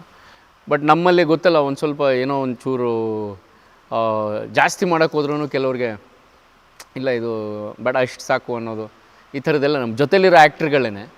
ಸೊ ಆ ಥರದ್ದೆಲ್ಲ ಹೇಳೋಕ್ಕೆ ಶುರು ಮಾಡಿದಾಗ ಎಲ್ಲೋ ಒಂದು ಕಡೆ ಅನ್ಸತ್ತು, ಹೌದಲ್ಲ ಇಷ್ಟೇ ಮಾಡಬೇಕು ಅನ್ನೋದು, ಅಂದರೆ ನಮ್ಮ ಒಳ್ಳೇದಕ್ಕೆ ಹೇಳ್ತಾ ಇದ್ದಾರೇನೋ ಅನ್ನೋ ಒಂದು ಕುತೂಹಲದಲ್ಲಿ ಹಂಗೆ ಕಂಟಿನ್ಯೂ ಮಾಡ್ತಾ ಒಂದು 67 ಸಿನಿಮಾ ಆಗಿರ್ಬೋದು ಇಲ್ಲಿವರೆಗೂ. ನಮ್ಮ ಸೃಜನ್ ಲೋಕೇಶ್ ಅವ್ರ ಅಪ್ಪ ಹೇಳ್ತಾರೆ ಯಾವಾಗಲೂ, ಯಾವತ್ತೂ ಹೌದು, ಇವತ್ತುವರೆಗೂ ಅವ್ರು ಎಷ್ಟು ಸಿನಿಮಾ ಮಾಡಿದ್ದಾರೆ ಅಂತ ಲೆಕ್ಕ ಇಟ್ಟಿಲ್ಲಂತೆ. ಯಾಕೆಂದರೆ ನಾವೇನು ಕೆಲಸ ಮಾಡಿದ್ದೀವಿ ಅನ್ನೋದು ಲೆಕ್ಕ ಇಡಬಾರ್ದು ಅಂತ ಅವರು. ಸೊ ಕಂಠಿ, ಯಶವಂತು, ಸಿಕ್ಸರು, ಶಂಭು, ಸಿದ್ದು, ಮಸಾಲ, ಸಕಾಸಕಿ, ಹೀಗೆ ಒಂದಷ್ಟು ಸೀರೀಸ್ ಬರ್ತಾ ಹೋಯಿತು. ಬಂದ ಮೇಲೆ ನನಗೆ ಇನ್ನೊಂದು ನಿಜವಾಗ್ಲೂ ಒಳ್ಳೆ ಬ್ರೇಕ್ ಕೊಟ್ಟಂಥ ಸಿನಿಮಾ ಗೋಕುಲಲ್ಲಿ ಯಶು, ವಿಜಯ ರಾಘವೇಂದ್ರ, ರಘುರಾಜ್ ಅಂತ ಒಬ್ಬ, ಮತ್ತು ಜೊತೆಗೆ ನಾನು ಆ್ಯಕ್ಟ್ ಮಾಡಿದ್ದೆ. ಸೊ ಅದು ನಿಜವಾಗ್ಲೂ ಮಿಲನ ಪ್ರಕಾಶ್ ಸರ್ ಡೈರೆಕ್ಟ್ರು. ಒಂದು ಅದ್ಭುತವಾದ ಕತೆ, ಒಂದು 4 ಜನ ಅನಾಥರ ಬಗ್ಗೆ ಇಟ್ಕೊಂಡು ಮಾಡಿರೋವಂಥ ಕತೆ. ಬಟ್ ಅದೇ ಇವಾಗ ಹೆಂಗಂದ್ರೆ ಮುಂಚೆ ಎಲ್ಲ ಆದರೆ ಒಂದು ವಾರಕ್ಕೆ ಒಂದು ಸಿನಿಮಾ 25 ವಾರ ಓಡೋದು, ಇವಾಗ ಒಂದೇ ವಾರಕ್ಕೆ 25 ಸಿನಿಮಾ ರಿಲೀಸ್ ಆಗ್ತದೆ. ಸೊ ಜನಕ್ಕೆ ಕನ್ಫ್ಯೂಷನ್, ಯಾವ ಸಿನಿಮಾ ನೋಡಬೇಕು, ಯಾವ ಸಿನಿಮಾ ನೋಡಬಾರ್ದು ಅಂತ. ಸೊ ಅದೊಂದು ಸ್ವಲ್ಪ ಅಂಥ ಏನು ಒಳ್ಳೆ ಗಿಟ್ಲಿಲ್ಲ ಸಿನಿಮಾ. ಬಟ್ ಆದ್ರೂ ಓಕೆ, ಒಂದು ಒಳ್ಳೆ ಇದು ಸಿಕ್ತು, ಅಂದರೆ ಒಂದು ಒಳ್ಳೆ ಮೆಟ್ಲು, ಒಳ್ಳೆ ಸಿನಿಮಾ, ಒಳ್ಳೆ ಚೆನ್ನಾಗಿ ಪರ್ಫಾರ್ಮ್ ಮಾಡಿದ್ದಾರೆ ಎಲ್ಲರೂ ಅನ್ನೋದು ಸಿಕ್ತು. ಗೋಕುಲ ಆದ ನಂತರ ಮತ್ತೆ ಒಂದು ಒಳ್ಳೆ ಸಾಕಷ್ಟು ಸಿನಿಮಾ, ದಿಲ್ವಾಲ ಆಗಿರ್ಬೋದು, ದಿಲ್ವಾಲಲ್ಲೂ ಒಳ್ಳೆ ಕ್ಯಾರೆಕ್ಟರ್ ಸಿಕ್ತು. ಎಲ್ಲ ಸಿನಿಮಾಲ್ಲೂ ಒಳ್ಳೆ ಪಾತ್ರಗಳು ಸಿಕ್ಕಿದೆ. ಸೊ ಇತ್ತೀಚೆಗೆ ಕನ್ನಡ ಗೊತ್ತಿಲ್ಲ ಅಂತ ಒಂದು ಸಿನಿಮಾ ನಮ್ಮ ಮಯೂರ್ ರಾಘವೇಂದ್ರ ಅವರು ಡೈರೆಕ್ಟ್ರು. ಅದರೊಳಗೆ ಬೇಸಿಕಲಿ ಕಾಮಿಡಿಯನ್ ಫಸ್ಟ್ ಹಾಫಿಂದ ಕ್ಲೈಮ್ಯಾಕ್ಸ್ವರೆಗೂ ಕಾಮಿಡಿ ಕ್ಯಾರೆಕ್ಟರ್ ಮಾಡಿ, ಕ್ಲೈಮ್ಯಾಕ್ಸಲ್ಲಿ ಒಂದು ನೆಗೆಟಿವ್ ಶೇಡ್ ಟರ್ನ್ ಆಗುವಂಥ ಒಂದು ವಿಲನಿಶ್ ಲುಕ್ ಇರುವಂಥ ಒಂದು ಕ್ಯಾರೆಕ್ಟರ್ ಮಾಡಿದೆ. ಸೊ ನೀವು ಆವಾಗಲೇ ಹೇಳ್ದಂಗೆ ಏನು ಬೇಕಾದರೂ ಯಾವ ಬೇಕಾದರೂ ಕ್ಯಾರೆಕ್ಟರ್ ಮಾಡ್ಬೋದು ಅನ್ನೋ ಒಂದು ಕಾನ್ಫಿಡೆನ್ಸ್ ಇದೆ ಅಂತ ಹೇಳಿದ್ರೆ, ಅದು ರಂಗಭೂಮಿಯವ್ರಿಗೆ ಜಾಸ್ತಿ ಒಂದು ಇದು ಸಿಗುತ್ತೆ. ಅಂದರೆ ಹೌದಪ್ಪ, ನಾನು ಈ ಕ್ಯಾರೆಕ್ಟ್ರ್ ಮಾಡ್ಬೋದು, ಈ ಕ್ಯಾರೆಕ್ಟ್ರ್ ಮಾಡ್ಬೋದು ಅಂತ. ಸೊ ನಗಿಸೋದು ತುಂಬ ಕಷ್ಟ, ಅದೊಂದು ನಮಗೆ ಕಲೆ ಬಂದುಬಿಟ್ರೆ, ಅಂದರೆ ಕಾಮಿಡಿಯನ್ ಅಥವಾ ಒಂದು ಒಳ್ಳೆ ಟೈಮಿಂಗ್ ಇದೆ ಅನ್ನೋದೇನಾದರೂ ಗೊತ್ತಾಯಿತು ಅಂದರೆ, so you can do lots of experiments. ಇವಾಗ ಸೀರಿಯಸ್ ಪಾತ್ರಗಳನ್ನೂ ಮಾಡ್ಬೋದು, ಕಾಮಿಡಿ ಕ್ಯಾರೆಕ್ಟ್ರು ಮಾಡ್ಬೋದು, ಸೆಟೈರ್ ಕಾಮಿಡಿ ಮಾಡ್ಬೋದು, ಈ ಥರ ಬೇರೆ ಬೇರೆ ಪಾತ್ರಗಳನ್ನು ಮಾಡಬಹುದು ಒಬ್ಬ ರಂಗಭೂಮಿಯ ನಟ ಅನ್ನೋದು ನನ್ನ ಅಭಿಪ್ರಾಯ. ತುಂಬ ನೋವುಗಳಿದೆ, ಬಟ್ ಏನಂದರೆ ಇಲ್ಲಿ ಸಾಕಷ್ಟು ಬೇರೆ ಥರ ಬೆಳವಣಿಗೆಗಳಾಗ್ಬಿಡುತ್ತೆ. ಅಥವಾ ಕಮ್ಯುನಿಕೇಷನ್ ಗ್ಯಾಪು, ಅಥವಾ ಏನೋ ಇವಾಗ ಇಲ್ಲರೇ ಅವ್ನು ಫ್ರೀ ಇಲ್ಲ, ಫೋನೇ ಮಾಡಿರಲ್ಲ, ಇಲ್ಲ ಸರ್ ಅವ್ರು ಫ್ರೀ ಇಲ್ಲ, ಬ್ಯುಸಿ ಅಂತ ಹೇಳ್ಬಿಡೋದು. ಈ ಥರದ್ದೆಲ್ಲ ಆದಾಗ ತುಂಬ ಹರ್ಟ್ ಆಗುತ್ತೆ. ಆಮೇಲೆ ಎದುರಿಗೆ ಆ ಡೈರೆಕ್ಟ್ರ್ ಸಿಕ್ಕಿದಾಗ ಕೇಳ್ತಾರೆ, ಏನ್ರಿ ನಿಮ್ಮ ಡೇಟಾ ಇಲ್ಲ ಅಂತ. ಸರ್ ದೇವರಾಣೆ ನನಗೆ ಫೋನೇ ಬಂದಿಲ್ಲ ಸರ್ ಅಂತ ಹೇಳ್ತೀನಿ. ಈ ಥರದ್ದೆಲ್ಲ ಸಾಕಷ್ಟು ಆಗಿದ್ದಾವೆ. ಬಟ್ ಪ್ರಾಮಾಣಿಕವಾಗಿ ಕೆಲವರು ಸ್ನೇಹಿತರು ಫೋನ್ ಮಾಡಿ ಇದೊಂದು ಕ್ಯಾರೆಕ್ಟರ್ ಇದೆ ಮಾಡು ಅಂತ ಹೇಳಿ ಮಾಡಿಸಿದ್ದು ಇದೆ. ಒಂದು ಸಿನಿಮಾದಲ್ಲಿ ಅದರ ಹೆಸರು ಬೇಡ, ತುಂಬ ಕಷ್ಟಪಟ್ಟು ಸಿಕ್ಕಾಪಟ್ಟೆ ಇನ್ಪುಟ್ಸ್ ಹಾಕಿ ಏನೇನೋ ಮಾಡಿ ಫುಲ್ ಸೀನ್ ಮಜಾ ಮಾಡಿ ಚೆನ್ನಾಗಿತ್ತು. ಅಂದರೆ ಈ ಸ್ಕ್ರೀನ್ ಮೇಲೆ ಬಂದಾಗ ಇದು ಅಟ್ಲೀಸ್ಟ್ ಹಿಂಗಿರುತ್ತೆ ಅನ್ನೋ ಒಂದು ಸೆನ್ಸ್ ಇರುತ್ತಲ್ಲ. ಸೊ ಮಾಡಿದಾಗ ಸಂತೋಷ ಆಯಿತು. ಡಬ್ಬಿಂಗಲ್ಲೆಲ್ಲ ಇತ್ತು, ಡಬ್ಬಿಂಗೆಲ್ಲ ನೋಡಿಕೊಂಡು ಬಂದ್ವಿ. ಸಿನಿಮಾ ಪ್ರೀಮಿಯರ್ ಅಂತ ಕರೆದ್ರು. ಪ್ರೀಮಿಯರ್ ಅಂತ ಕರೆದಾಗ ನನ್ನ ಹತ್ರ ಅವಾಗ TVS XL. ಸಿನಿಮಾ ಪ್ರೀಮಿಯರ್ ನೋಡಿದೆ. ನಾನು ಏನೂ ಮಾತಾಡಲಿಲ್ಲ, ಸೀದಾ ಎದ್ದು ಬಂದುಬಿಟ್ಟೆ. ಅವತ್ತು ಜೋರು ಮಳೆ, ಗಾಡೀಲಿ ಬೇರೆ ಪೆಟ್ರೋಲ್ ಇಲ್ಲ, ನಾನು ಮರ್ತುಬಿಟ್ಟೆ ಹಾಕ್ಸೋದು. ಸೊ ನ್ಯಾಷನಲ್ ಕಾಲೇಜ್ ಜಯನಗರ ಹತ್ರ ಬಂದೆ, ಗಾಡಿ ಆಫ್ ಆಗೋಯ್ತು. ಸೊ ಮಳೆ, ದಾರಿ ಉದ್ದಕ್ಕೂ ಹತ್ಕೊಂಡು ಹೋಗಿದ್ದೀನಿ ಸರ್. ಅಂದರೆ ಏನಕ್ಕೆ ಅಂತಂದರೆ ನಾವು ಅಷ್ಟು ಕಷ್ಟಪಟ್ಟು ಮಾಡಿದ್ದು ವ್ಯರ್ಥ ಆಗೋಯ್ತಲ್ಲ. ನಮಗೆ ಡಬ್ಬಿಂಗಲ್ಲಿ ಒಂಥರ ಇರುತ್ತೆ, ಆಮೇಲೆ ಫೈನಲ್ ಟ್ರಿಮ್ಮಿಂಗಲ್ಲಿ ಒಳ್ಳೆ ಸೀನ್ಗಳನ್ನ ಬಿಟ್ಬಿಟ್ಟು ಯಾವುದೇದೋ ಸೀನ್ಗಳು ಇಟ್ಕೊಂಡಾಗ ಸಖತ್ ಹರ್ಟ್ ಆಗುತ್ತೆ ಒಬ್ಬ ಆ್ಯಕ್ಟ್ರಿಗೆ. ನಾವು ಪರ್ಫಾರ್ಮ್ ಮಾಡಿದ್ದೀವಿ ಅಂತ ಪ್ರೂವ್ ಮಾಡ್ಕೊಳ್ಳೋಕೆ ಒಂದು ಒಳ್ಳೆ ಸ್ಟೇಜ್ ಸಿಕ್ಕಿತ್ತು, ಅದನ್ನು ಮಿಸ್ ಆಗೋಯ್ತಲ್ಲ ಅನ್ನೋದೊಂದು ಸಖತ್ತು ತುಂಬ ಪೇನ್ಫುಲ್. ಆಮೇಲೆ ಅದಕ್ಕೆ ಹೇಳೋದು, ಸನ್ಮಾನ ಆಗಬೇಕು ಅಂದರೆ ಮೊದಲು ಅವಮಾನ ಆಗಲೇಬೇಕು ಅಂತ. ಸೊ ಅವಮಾನಗಳು ಎಷ್ಟು ಆಗ್ತಾ ಹೋಗುತ್ತೆ ಅಷ್ಟು ಮನುಷ್ಯ ಒಂದು ಸ್ವಲ್ಪ ಗಟ್ಟಿ ಆಗ್ತಾನೆ ಅನ್ನೋದು ನನ್ನ ಅನಿಸಿಕೆ. ಯಾಕಂದರೆ ಚಿನ್ನಾರಿ ಮುತ್ತ ಟೈಮಲ್ಲೇ ಒಂದು ಭಾಳ ದೊಡ್ಡ ಇನ್ಸಿಡೆಂಟ್ ಆಗಿತ್ತು. ಅಂದರೆ ನನಗದು ತುಂಬ ದೊಡ್ಡದು, ಬಟ್ ಕೆಲವ್ರಿಗೆ ಈ ವಿಷಯನೇ ಗೊತ್ತಿಲ್ಲ. ಯೂಶ್ವಲಿ ಶೂಟಿಂಗ್ ಒಂದು ಕಾಲ ಆದರೆ ಬ್ರೇಕ್ ಅಂತ ಅನೌನ್ಸ್ ಮಾಡ್ತಾರೆ. ಅವತ್ತು ಭರಣ ಸರ್ ಅಲ್ಲೆಲ್ಲೋ ಶೂಟ್ ಮಾಡ್ತಾಯಿದ್ರು, ನಮಗೆಲ್ಲ ಊಟ ಮಾಡ್ಕೊಳ್ಳಿ ಹುಡುಗರೆಲ್ಲ ಅಂತ ಕಳಿಸಿದ್ರು. ಎಲ್ಲರೂ ಹುಡುಗರು ಊಟ ತೊಗೊಂಡ್ರು, ಅಲ್ಲೊಂದು ಚೇರ್ ಹಾಕಿದಾಗ ಕೂತಿದ್ರು. ನಾನೇನು ಮಾಡಿದೆ, ಅಲ್ಲಿ ಡೈರೆಕ್ಟ್ರಿಗೆ ಒಂದು ಸಪ್ರೇಟ್ ಟೇಬಲ್ಲು ಇದು ಎಲ್ಲ ಇರುತ್ತೆ, ಒಂದು ತಟ್ಟೆಲ್ಲಿ ಹಾಕ್ಕೊಂಡು ಹೋಗಿ ಅಲ್ಲಿ ಟೇಬಲ್ ಮೇಲೆ ಇಟ್ಕೊಂಡು ತಿನ್ನೋಕ್ಕೆ ಶುರು ಮಾಡಿದೆ. ಒಬ್ಬರು ಪ್ರೊಡಕ್ಷನವರು, ನೀವೆಲ್ಲ ಇಲ್ಲಿ ಕೂತ್ಕೋಬಾರ್ದು, ಹೋಗ್ರಿ ಅಂತಂದ. ಚೇರ್ಸ್ ಇಲ್ಲ ಕೂತ್ಕೊಳ್ಳೋಕ್ಕೆ. ಸೊ ಏನಪ್ಪ ಮಾಡೋದು ಅಂದಾಗ ಈ ಒಂದು ಟ್ರಂಕ್ ಬರುತ್ತೆ, ಅದರೊಳಗೆ ತಟ್ಟೆ, ಸ್ಪೂನು, ಇದ್ರ ಮೇಲೆಲ್ಲ ಅದನ್ನೆಲ್ಲ ಇಟ್ಟಿರ್ತಾರೆ. ಆ ಟ್ರಂಕ್ ಮೇಲೆ ಕೂತ್ಕೊಂಡು ತಿಂತಾಯಿದ್ದೆ. ಬಟ್ ನಾನು ಅದನ್ನು ತುಂಬ ಪಾಸಿಟಿವ್ ಆಗಿ ತೊಗೊಂಡೆ. ನಾನು ಒಂದಲ್ಲ ಒಂದು ದಿವಸ ಅಲ್ಲಿ ಕೂತ್ಕೋಬೇಕು, ಎಲ್ಲರ ಜೊತೆ ಕೂತ್ಕೊಂಡು ಊಟ ಮಾಡಬೇಕು ಅನ್ನೋದು ಆ ಒಂದು ಛಲ ಏನಿತ್ತು, ಅದು ಒಂದು ಮ್ಯಾಕ್ಸಿಮಮ್ ಒಂದು 4-5 ಇಯರ್ಸ್ ಒಳಗಡೆ ನಮಗೊಂದು ಸ್ಟ್ರಾಂಗ್ ವಿಲ್ ಪವರ್ ಕೊಡ್ತು. ಹೌದು, ನೀನು ಏನಾರು ಮಾಡಬೇಕು, ಥಿಯೇಟ್ರಲ್ಲಾರು ಮಾಡೋ, ಅಥವಾ ಸೀರಿಯಲಲ್ಲಾರು ಮಾಡು, ಅಥವಾ ಸಿನಿಮಾಲಾದರೂ ಮಾಡು ಅಂತ. ಸೊ ಅದಾದಮೇಲೆ ಒಂದು 10 ವರ್ಷದ ನಂತರ ಅದೇ ಪ್ರೊಡಕ್ಷನ್ ಅಣ್ಣ ಸಿಕ್ಕಿದ್ರು. ಅವ್ರಿಗೆ ಹೇಳಿದೆ, ಅಣ್ಣ ನೀವು ಅವತ್ತು ಹಂಗೆ ಬೈದಿದ್ದಕ್ಕೆ ಇವತ್ತು ನಾನು ಏನೋ ಒಂದು ಸ್ವಲ್ಪ ಕಲ್ತಿದ್ದೀನಿ, ಥ್ಯಾಂಕ್ ಯು ಅಂತಂದೆ. ಸೊ ಆಲ್ವೇಸ್ ನಾವು ಯಾವುದನ್ನು ಅವಮಾನ ಅಂತ ತೀರಾ ತಲೆ ಕೆಡಿಸ್ಕೊಂಡ್ರೆ ನಾವು ಇಂಡಸ್ಟ್ರಿನೇ ಬಿಟ್ಟು ಹೋಗಿಬಿಡ್ಬೇಕಾಗತ್ತೆ. ಸೊ ಅವಮಾನನ ನಾವು ಚಾಲೆಂಜಾಗಿ ತೊಗೊಂಡು ಮಾಡಿದಾಗ ಅಟ್ಲೀಸ್ಟ್ ಏನೋ ಒಂದು ಸ್ವಲ್ಪ ನಾನು ಇದು ಮಾಡಬೇಕು, ಇದನ್ನು ಅಚೀವ್ ಮಾಡಬೇಕು ಅನ್ನೋ ಒಂದು ಇಂಟೆನ್ಷನ್ ಆದರೂ ಇರುತ್ತೆ ಒಬ್ಬ ಕಲಾವಿದನಿಗೆ ಅಥವಾ ನಿರ್ದೇಶಕನಿಗೆ, ಯಾರಿಗಾರಾಗಿರ್ಬೋದು ಇಡೀ ಇಂಡಸ್ಟ್ರಿ. ಕರ್ನಾಟಕದಲ್ಲಿ ನಿಜವಾಗ್ಲೂ ಒಳ್ಳೊಳ್ಳೆ ನಿರ್ದೇಶಕರಿದ್ದಾರೆ, ಒಳ್ಳೊಳ್ಳೆ ಕಾದಂಬರಿಗಳಿದೆ, ಒಳ್ಳೊಳ್ಳೆ ಕಥೆಗಳಿದೆ. ಸೊ ಅದನ್ನು ಮಾಡಿದಾಗ ಒಬ್ಬ ಒಳ್ಳೆಯ ಕಲಾವಿದನ್ನು ಹಾಕ್ಕೊಂಡ್ರೆ ನಿಜವಾಗ್ಲೂ ಸಿನಿಮಾ ಚೆನ್ನಾಗಾಗುತ್ತೆ. ಈಗ ಯಾಕೆ ಕಲಾವಿದ್ರಿಗೆ ಹಿಂಗೆ ಆಗ್ತಾಯಿದೆ ಅನ್ನೋದಕ್ಕೂ ಒಂದು ರೀಸನ್ ಇದೆ. ಮುಂಚೆ ಎಲ್ಲ ನಮಗೆ ನೆಗೆಟಿವ್ ಕ್ಯಾಮ್ರಾ ಇತ್ತು. ನೆಗೆಟಿವ್ ಕ್ಯಾಮ್ರಾ ಇದ್ದಾಗ ನಿಜವಾದ ಕಲಾವಿದನಿಗೆ ಬೆಲೆ ಇತ್ತು. ಈಗ ಡಿಜಿಟಲ್ ಆಗಿಬಿಟ್ಟಿದೆ ಎಲ್ಲ. ಕಾರ್ಡ್ ತಾನೆ, ಕಾರ್ಡು. ನೀವೇ ಅವನು ಏನಕ್ಕಮ್ಮ ಅವ್ರಿಗೆ 5,000 ಇಲ್ಲಿ 300 ರೂಪಾಯಿಗೆ ಬರ್ತಾರೆ ಮಾಡ್ತಾರೆ ಬಾ ಅಂತ ಕರ್ಸಿ ಅವ್ನಿಗೆ ಯಾಕೆ ಮಾಡಿಸೋದು? ಹಿಂಗೆ ಎರೇಸ್ ಮಾಡ್ಕೊಂಡ ಮತ್ತೆ ಹಾಕ್ಕೊಂಡ ಮಾಡ್ದೆ, ಮುಗಿದೋಯ್ತು. ಒಂದು ಸಲಕ್ಕೆ ಬದಲು 10 ಸಲ ಮಾಡಲಿ. ಇವಾಗ ಕೆಲವು ಹೊಸ ನಿರ್ದೇಶಕರು ಇದ್ದಾರೆ. ನಾವು ಏನಕ್ಕೆ ಶಾರ್ಟ್ ಇಡ್ತೀವಿ ಅನ್ನೋದು ಗೊತ್ತಿಲ್ಲ. ನಾನು ಬೀಯಿಂಗ್ ಎ ಡೈರೆಕ್ಟರ್, ನಾನು ಒಬ್ಬ ನಿರ್ದೇಶಕ, ಏನಕ್ಕೆ ಏನು ಶಾರ್ಟ್ ತೆಗಿಬೇಕು ಅಂತ ನಂಗೆ ಗೊತ್ತು. ನನ್ನ ನೆಗೆಟಿವ್ ಕ್ಯಾಮ್ರಲ್ಲಾಗಲಿ ಅಥವಾ ಒಂದು ಡಿಜಿಟಲ್ ಕ್ಯಾಮ್ರಲ್ಲಾದರೂ ಆಗಲಿ ಎಷ್ಟು ಶಾರ್ಟ್ ಬೇಕೋ ಅಷ್ಟು ಶಾರ್ಟ್ ಶೂಟ್ ಮಾಡ್ತೀನಿ. ಎಷ್ಟು ಜನ ನೋಡ್ತಾರೋ ಅಷ್ಟನ್ನೇ ನಾನು ತೋರಿಸ್ಬೇಕು. ಅದು ಬಿಟ್ಬಿಟ್ಟು ಈ ಆ್ಯಂಗಲ್ ಒಂದು, ಆ ಆ್ಯಂಗಲ್ ಒಂದು, ಆ ಆ್ಯಂಗಲ್ ಒಂದು, 5 ಆ್ಯಂಗಲ್ ಏನು ಮಾಡ್ತಾರೆ ಎಡಿಟಿಂಗಲ್ಲಿ? ಒಂದು ಯೂಸ್ ಮಾಡೋದು 2 ಶಾರ್ಟ್ 3 ಶಾರ್ಟ್ ತೆಗಿತಾರೆ. ಸೊ ಆರ್ಟಿಸ್ಟ್ ವಿಷಯದಲ್ಲೂ ಇದೇ ಥರ ಆಗ್ತಾಯಿದೆ. ಇವಾಗ ನಿಜವಾದ ಕಲಾವಿದನಿಗೆ ನಿಜವಾಗ್ಲೂ ಬೆಲೆ ಇಲ್ಲ. ಅಂದರೆ ಒನ್ ಟೇಕ್ ಆರ್ಟಿಸ್ಟ್ ಅಂತ ಏನು ಹೇಳ್ತಾರೆ, ಒನ್ ಟೇಕ್ ಆ್ಯಕ್ಟ್ರ್ಗಳಿಗೆ ನಿಮ್ಗೆ ಸಾಕಷ್ಟು ಬೆಲೆ ಇತ್ತು ಅವಾಗ. ಇವಾಗ ಎಲ್ಲರೂ ಟಿಕ್ ಟಾಕ್ ಮಾಡೋರೆಲ್ಲ ದೊಡ್ಡ ಸ್ಟಾರ್ಸ್ ಆಗ್ಬಿಟ್ಟಿದ್ದಾರೆ. ಇವಾಗ ಅವ್ರಿಗೆ 1 ಪೇಜ್ ಡೈಲಾಗ್ ಕೊಡಲಿ ಹೇಳ್ತಾರಾ? ಒರಿಜಿನಲ್ ಡೈಲಾಗ್ ಕೊಡಿ ಆಗಲ್ಲ. ಬೇರೆ ಯಾರಿಗೋ ಮಾಡಿದ್ದನ್ನು ಇವ್ರು ಮಾಡಿಕೊಂಡು ಅದನ್ನು ಹೇಳೋದು ಬೇರೆ. ನಿಮ್ಮತನ ಏನಿದೆ, 1 ಪೇಜು 2 ಪೇಜು 5 ಪೇಜ್ ಡೈಲಾಗ್ ಕೊಡಲಿ, ಅದು ರಂಗಭೂಮಿಯವರು ಖಂಡಿತ ಹೇಳ್ತಾರೆ. ಅಂದರೆ ವಿತ್ ಎಮೋಷನ್ಸ್ ಹೇಳ್ತಾರೆ. ದೊಡ್ಡ ದೊಡ್ಡ ಸ್ಟಾರ್ಸ್ ಇದ್ದಾರೆ ಇವಾಗ. ನಮಗೆ ನಾನು ಸುದೀಪ್ ಸರ್ಗೆ ದೊಡ್ಡ ಅಭಿಮಾನಿ. ಯಾಕಂದರೆ ಈಸ್ ವೆರಿ ಗುಡ್ ಪರ್ಫಾರ್ಮರ್. ಆ್ಯಕ್ಟ್ರಿಗೂ ಪರ್ಫಾರ್ಮರ್ಗೂ ತುಂಬ ವ್ಯತ್ಯಾಸ ಇದೆ. ಆ್ಯಕ್ಟ್ರುಗಳು ಬರೀ ಒಂದು ಹೇಳಿದ್ದನ್ನು ನೀಟಾಗಿ ಚೆನ್ನಾಗಿ ಮಾಡ್ಬಿಟ್ಟು ಹೋಗ್ತಾರೆ. ಪರ್ಫಾರ್ಮರ್ ಏನು ಮಾಡ್ತಾರೆ, ನಾನು ಹೇಗೆ ಆ ಮಾಡ್ಯುಲೇಷನ್ ಏನು ಕೊಡಲಿ, ನಾನು ಆ ಕ್ಯಾರೆಕ್ಟ್ರನ್ನ ಹೇಗೆ ನಾನು ಜಸ್ಟಿಫೈ ಮಾಡಬೇಕು ಅನ್ನೋದನ್ನು ಡೀಪಾಗಿ ವರ್ಕ್ ಮಾಡ್ತಾರೆ. ಸಾಕಷ್ಟು ಜನ ಒಳ್ಳೊಳ್ಳೆ ಹೀರೋಗಳಿದ್ದಾರೆ ನಮ್ಮ ಸಿನಿಮಾ ಇಂಡಸ್ಟ್ರಿಲಿ. ಸೊ ಅವರೆಲ್ಲ ಆ ಥರ ವರ್ಕ್ ಮಾಡೋ ಅಂಥ ಪರ್ಫಾರ್ಮರ್ಸು. ಇವಾಗ ಅಣ್ಣವರು performer, doctor Rajkumar performer, Vishnuvardhan sir performer. So ಆ ಥರ ಪರ್ಫಾರ್ಮರು ಆಗಬೇಕು ಅನ್ನೋದು ಹಠ ಪ್ರತಿಯೊಬ್ಬ ನಟನಿಗೂ ಇರಬೇಕು. ಸೊ ಸಿನಿಮಾಲಂತೂ ಇವಾಗ ಹೆಂಗಾಗ್ಬಿಟ್ಟಿದೆ ಅಂದರೆ, ಯಾರೋ ಅಲ್ಲಿ ಯಾವುದೋ ಮಾಡ್ತಾನೆ, ಟಿಕ್ ಟಾಕ್ ಮಾಡ್ತಾನೆ, ಅವ್ನು ಕರ್ಕೊಂಬರೋ ಸಾಕಾದಾಗ ಮಾಡ್ತಾನೆ ಟಿಕ್ ಟಾಕು ಅಂತ. ಏನು ಎಕ್ಸ್ಪ್ರೆಷನ್ಸ್ ಕೊಡೋದು ಇದು ಎಲ್ಲ. ಅವ್ನು ಕರ್ಕೊಂಬರ್ತಾರೆ, ತಗೋಗಿರೋ 500 ರೂಪಾಯಿ 300 ರೂಪಾಯಿ ತಗೋ ಆ್ಯಕ್ಟ್ ಮಾಡು ಅಂತ ಆ್ಯಕ್ಟ್ ಮಾಡಿಸ್ತಾರೆ. ಭ್ರಮೆ ಬೇರೆ, ಜನ ಫಾಲೋ ಮಾಡ್ತಾರೆ ಅವ್ರನ್ನ ನೋಡಿ. ಅವ್ರನ್ನ ಫಾಲೋ ಮಾಡ್ತಾರೆ. ಟಿಕ್ ಟಾಕಲ್ಲಿ ಹೆಂಗೆ ವ್ಯೂವರ್ಸ್ ಇದ್ದಾರೋ ಅದೇ ಥರ ಸಿನಿಮಾಗೂ ವ್ಯೂವರ್ಸ್ ಬರ್ತಾರೆ.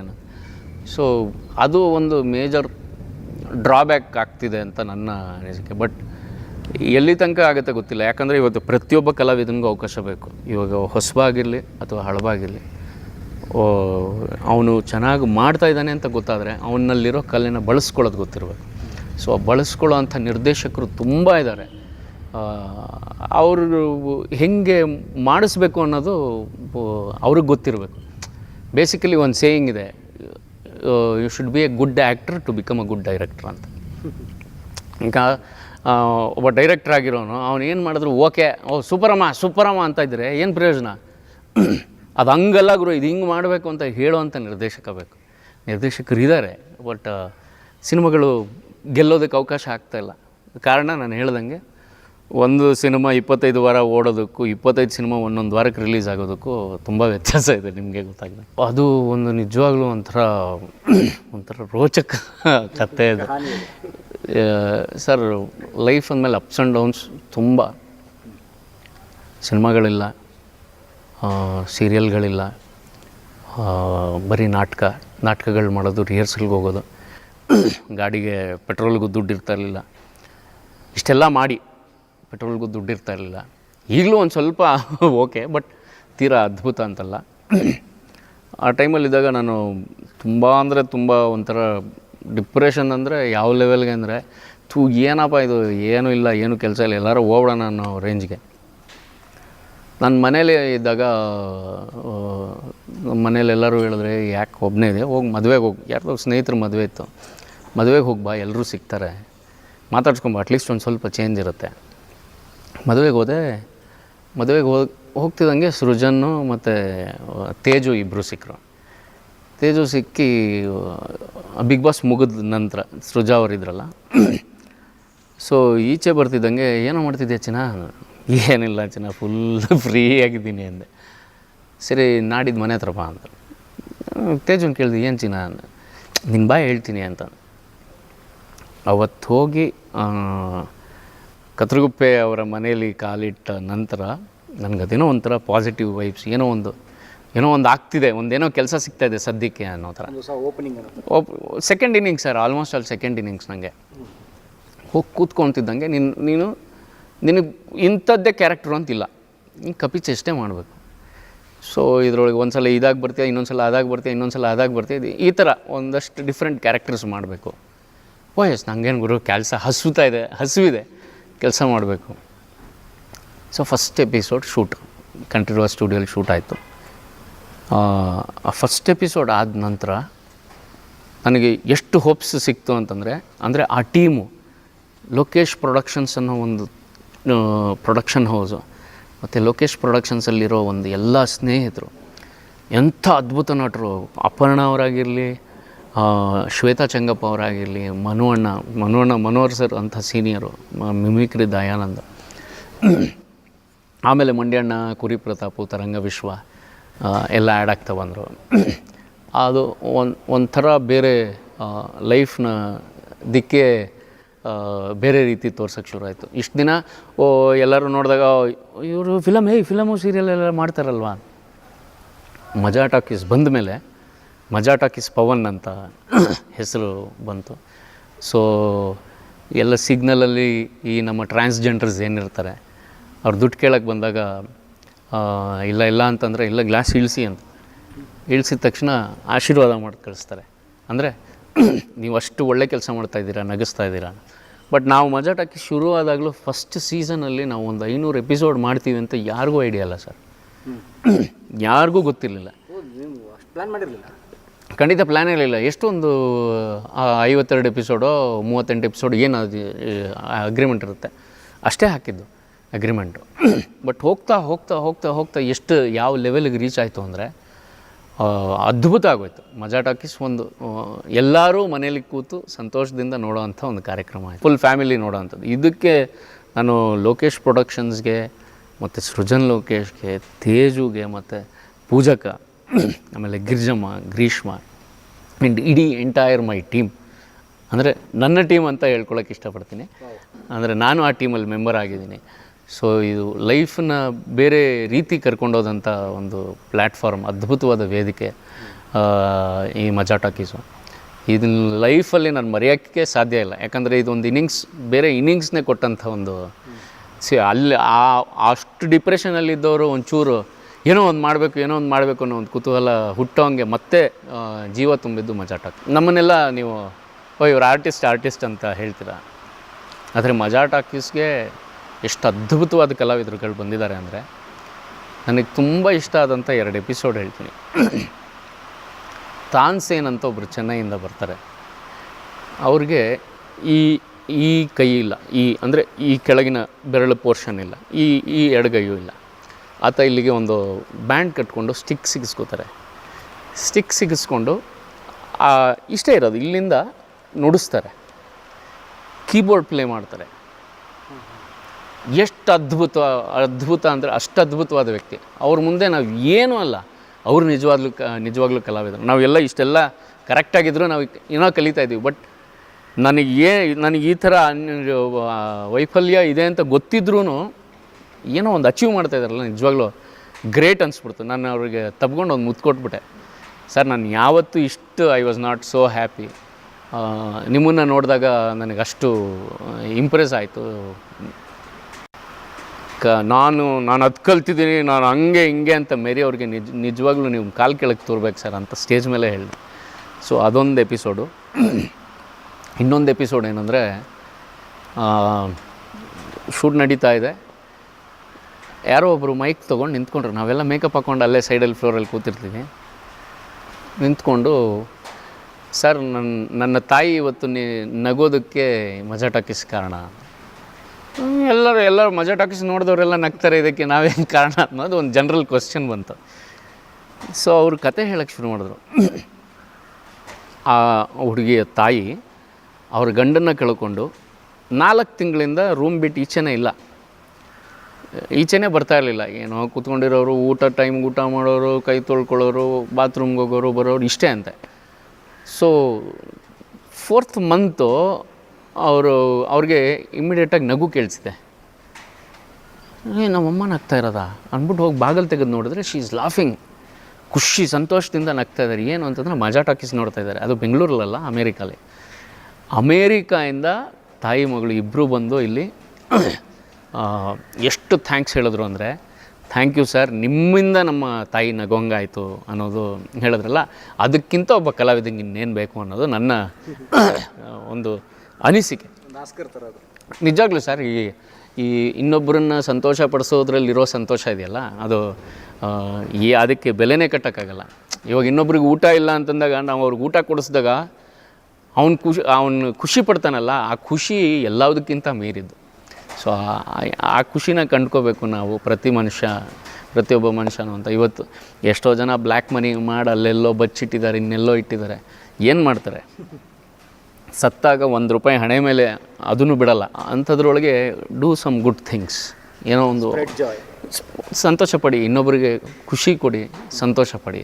ಆ ಉದ್ದೇಶದಲ್ಲಿ ನಾವು ಒಂದಷ್ಟು ಸೋಷಿಯಲ್ ವರ್ಕ್ಗಳು ಮಾಡಿಕೊಂಡು ಒಂದು ವಿ ಸೇವ್ ಅನಿಮಲ್ಸ್ ಅಂತ ಒಂದು 100-150 ಬೀದಿ ನಾಯಿಗಳು, ಅಂದರೆ ನಾರ್ಮಲ್ ಕಚ್ಚೋ ಬೀದಿ ನಾಯಿಗಳಲ್ಲ, ಕೈ ಇಲ್ಲದೆ ಇರೋವು, ಆ್ಯಕ್ಸಿಡೆಂಟಲ್ಲಿ ಗುದ್ಕೊಂಡು ಹೋಗಿರೋವಂಥವು ಅಥವಾ ಕಣ್ಣಿಲ್ಲದೆ ಇರೋವು, ಇಂಥವನ್ನೆಲ್ಲ ಕರ್ಕೊಂಬಂದು ಕನಕಪುರ ರೋಡಲ್ಲಿ ಗುಹಾಂತರ ಅಂತ ಒಂದಿದೆ, ಅದ್ರ ಪಕ್ಕದಲ್ಲಿ ಒಂದು ಸ್ವಲ್ಪ ಮುಂದೆ ರೈಟ್ ಸೈಡಲ್ಲಿ ವಿ ಸೇವ್ ಅನಿಮಲ್ಸ್ ಅಂತ ಒಂದು ಜಾಗ ಮಾಡಿ ಒಂದು 150 ಬೀದಿ ನಾಯಿಗಳಿದ್ದಾವೆ. ಜೊತೆಗೆ ಒಂದು ಕಡಿಯೋಕ್ಕೆ ಅಂತ ತೊಗೊಂಡು ಹೋಗ್ತಿರೋವಂಥ ಕರುಗಳು, ಅದನ್ನೆಲ್ಲ ಬಚಾವ್ ಮಾಡಿ ತೊಗೊಂಬಂದು ಒಂದು ಕಡೆ ಸೇವ್ ಮಾಡಿದ್ದೀವಿ. ಸೊ ನನ್ನ ಇವಾಗ ಏನು ನಾನು ಅರ್ನ್ ಮಾಡ್ತೀನಿ, ಅಂದರೆ ತಿಂಗಳಿಗೆ ಏನು ದುಡಿತೀನಿ, ಅದರೊಳಗೆ ಒಂದು 20% ಅಥವಾ 25% ನಾನು ಅದಕ್ಕೆ ಕೊಡ್ತೀನಿ. ಅಂದರೆ ನಾನು ಯಾಕೆ ಹೇಳ್ತಾ ಇದ್ದೀನಿ ಅಂತಂದರೆ, ನನಗೆ ಎಷ್ಟು ಬೇಕೋ ನಾನು ಅಷ್ಟು ಇಟ್ಕೋತೀನಿ, ಇನ್ನು ಮಿಕ್ಕಿದ ಇನ್ನೊಬ್ಬರನ್ನ ಸಂತೋಷ ಪಡಿಸ್ತೀನಿ. ಮನುಷ್ಯರಿಗೆ ಮಾಡಿದ್ರೆ ಇವತ್ತು ನಿಜವಾಗ್ಲೂ ಬೆಲೆ ಇಲ್ಲ, ನಿಯತ್ತಿಲ್ಲ. ಸೊ ಹಾಗಾಗಿ ಅಟ್ಲೀಸ್ಟ್ ಪ್ರಾಣಿಗಳಿಗಾದರೂ ಮಾಡೋಣ ಅನ್ನೋದು. ಅಂದರೆ ಮನುಷ್ಯರಿಗೂ ಸಹಾಯ ಮಾಡಿದ್ದೀವಿ, ಬಟ್ ಈ ಪ್ರಾಣಿಗಳು ಆ ಖುಷಿ ಪಟ್ಕೊಂಡು ಓಡಾಡೋದು, ಅದ್ರ ಜೊತೆ ಬಾಂಧವ್ಯ ಇದೆಯಲ್ಲ, ಅದು ನಿಜವಾಗ್ಲೂ ಒಂಥರ ಗ್ರೇಟ್ ಅಂತ ಫೀಲ್ ಆಗುತ್ತೆ. ಅದೇ ನಾನು ಹೇಳಿದ್ನಲ್ಲ ಆಗಲೇ ಟಿಕ್ಟಾಕ್ ಅಂತ, ಟಿಕ್ಟಾಕಲ್ಲಂತೂ ಸಿಕ್ಕಾಪಟ್ಟೆ ವೈರಲ್ ಆಗಿಬಿಟ್ಟಿತ್ತು ನನ್ನ ಒದ್ದು ಸರೋಜಾ ಮುದ್ದು ಸರೋಜಾ ಡೈಲಾಗ. ಸಿಕ್ಕಾಪಟ್ಟೆ ಅಂದರೆ ಅದು ಏನು ಎಲ್ಲೋದ್ರೂ ಸರೋಜಾ ಸರೋಜಾ ಅಂತ ಕೂಗೋಕ್ಕೆ ಶುರು ಮಾಡಿಬಿಟ್ರು. ಫಸ್ಟ್ ಮಜಾ ಟಾಕೀಸ್ ಪವನ್ ಅಂತ ಕರೀತಾಯಿದ್ರು, ಆಮೇಲೆ ಬರ್ತಾ ಸರೋಜಾ ಸರೋಜಾ ಅಂತ ಕೂಗೋಕ್ಕೆ ಶುರು ಮಾಡಿಬಿಟ್ರು. ನನ್ನ ಡೈಲಾಗ್ ವೀಡಿಯೋಗಳು ನನಗೆ ಬರೋಕ್ಕೆ ಶುರು ಆದವು. ಸೊ ನನಗೆ ಖುಷಿ ಆಗ್ತಾ ಹೋಗುತ್ತೆ. ಅಂದರೆ ಏನೋ ಒಂದು ಇನ್ನೊಬ್ಬರು ನೋಡಿ ನನಗೆ ಕಳಿಸ್ತಾ ಇದ್ದಾರಲ್ಲ, ಬೇರೆ ಅಂದರೆ ಫೇಸ್ಬುಕ್ ಮೂಲಕ ಆಗಲಿ ಅಥವಾ ಇನ್ಸ್ಟಾಗ್ರಾಮ್ ಮೂಲಕ ಆಗಲಿ, ಸೋಷಿಯಲ್ ಮೀಡಿಯಾ ಮೂಲಕ ಆಗಲಿ, ಇದು ಬಂದಾಗ ನಾವು ಹೊಡೆದಿದ್ದು ಸ್ಟ್ರೈಕರ್ ಏನು ಸುಯಿ ಅಂತ ಹೋಗಿ ವಾಪಸ್ ನಮ್ಮ ಹತ್ರ ಬಂದಾಗ ಏನೋ ಒಂಥರ ಖುಷಿಯಾಗುತ್ತೆ. ಹೌದಪ್ಪ, ಒಂಥರ ಸರ್ಪ್ರೈಸ್ ಇದು. ಒಟ್ಟಿನಲ್ಲಿ ಅವ್ರು ಇನ್ನೊಬ್ಬರನ್ನ ಖುಷಿ ಪಡಿಸ್ತಾ ಇದ್ದೀನಲ್ಲ ಅನ್ನೋದೇ ನನ್ನ ಮೇಜರ್ ಆಸೆ. ಮಾಡಿದ ಕೆಲಸ ಮಾಡ್ತೀರಿ ಸರ್. ಅವ್ರ ಬಗ್ಗೆ ಮಾತಾಡೋಕ್ಕೂ ನಮಗೆ ಇದಿಲ್ಲ. ಬಟ್ ಕಾಮಿಡಿಯನ್ ಅಂತ ಏನಿರ್ತಾರೆ, ಅವ್ರಿಗೆ ಸಿಕ್ಕಾಪಟ್ಟೆ ಪೆಟ್ಗಳು ಬಿದ್ದಿರ್ತವೆ, ನೋವುಗಳಿರ್ತವೆ.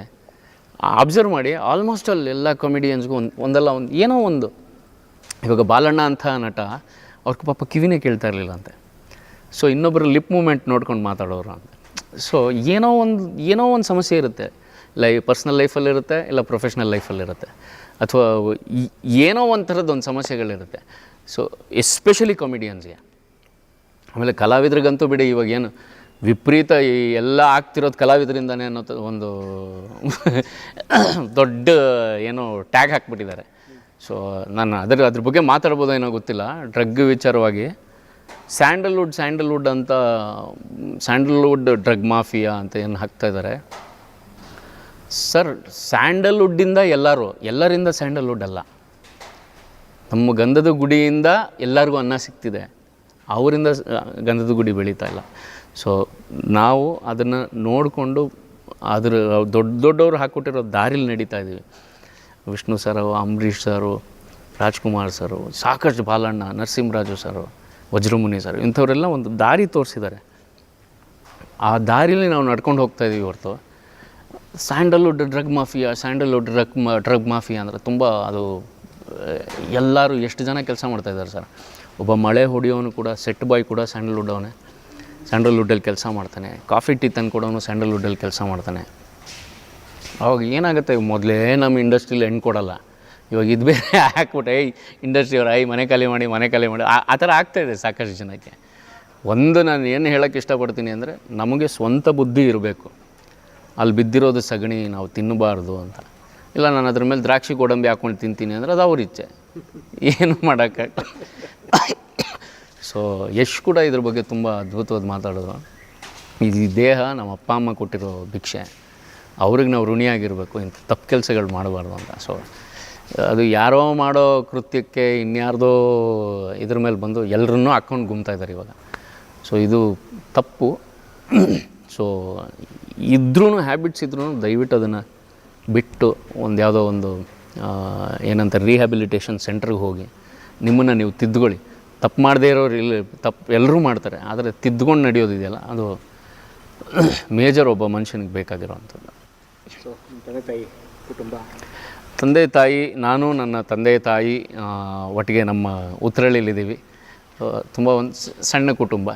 ಸೊ ಒಂದು ಏನೋ ಒಂದು ಡ್ರಾಬ್ಯಾಕ್ ಆಯಿತು ನನ್ನ ಫ್ಯಾಮಿಲಿ, ನನ್ನ ಪರ್ಸ್ನಲ್. ಸೊ ಅದು ಹಾಗಾಗಿ ಇವಾಗ ಆರಾಮಾಗಿ ಇದ್ದೀನಿ. ನಾವು 3 ಜನ ಇದ್ದೀವಿ.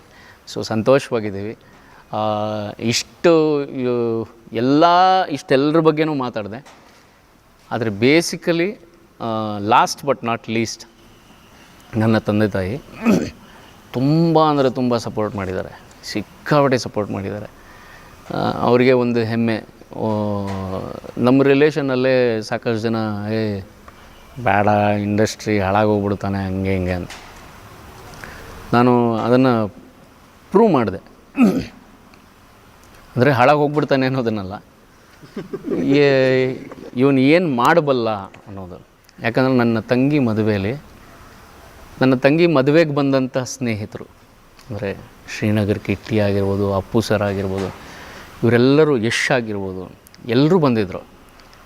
ಆವಾಗ ಯಾರು ಮಾತಾಡ್ತಿದ್ರು ಆ ವ್ಯಕ್ತಿನೇ ಸುಮ್ಮನಾಗೋಗ್ಬಿಟ್ರು. ಅಂದರೆ ಇಷ್ಟು ಜನನ ಸಂಪಾದನೆ ಮಾಡಿದ್ದಾನೆ, so he is doing some good ಅನ್ನೋದು. ಇವಾಗ ಅವರೇ ಸಿಕ್ಕಿದಾಗ ಫಂಕ್ಷನ್ಸಲ್ಲಿ ಸಿಕ್ಕಿದಾಗ ಹೇಳ್ತಾರೆ, ಏನು ಪವನ್ ಏನು ಮಾಡ್ತಾಯಿದ್ದೀರಾ, ಹೆಂಗೆ, ಯಾವುದು ಚೆನ್ನಾಗಿತ್ತು, ಇದು ಚೆನ್ನಾಗಿತ್ತು ನೋಡಿ. ನಾನು ಹೇಳೋದು, ನೀವು ನಮ್ಮ ರಿಲೇಷನ್ಸ್ ಅಂತಲ್ಲ, ಯಾರಾಗಲಿ ಯಾವುದೇ ವ್ಯಕ್ತಿನೂ ಡಿಗ್ರೇಡ್ ಮಾಡಬೇಡಿ ಲೈಫಲ್ಲಿ. ಅವನು ಕಾಫಿ ತಂದು ಕೊಡೋನಾಗಿರ್ಬೋದು ಅಥವಾ ಅಲ್ಲೆಲ್ಲೋ ಕಸ ಎತ್ತೋರಾಗಿರ್ಬೋದು, ಯಾರು ಆಗಿರ್ಬೋದು, ನಾವು ಯಾರನ್ನೂ ಡಿಗ್ರೇಡ್ ಮಾಡಬಾರ್ದು. ಎಲ್ಲರೂ ಮನುಷ್ಯರೇ.